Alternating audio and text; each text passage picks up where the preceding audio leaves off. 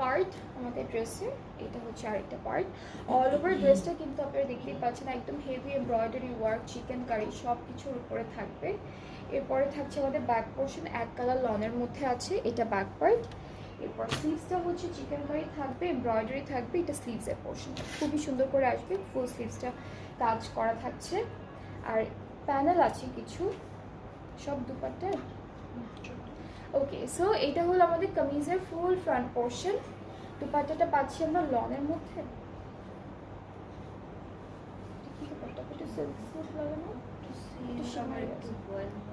আচ্ছা এটা হচ্ছে ভয়েল সিল্ক, দুইটা মিক্সড একটা দুপাট্টা, একটু শিমারি, একটু হালকা শিমারি শিমারি টেক্সচারও আছে, ডিজিটাল প্রিন্টেড।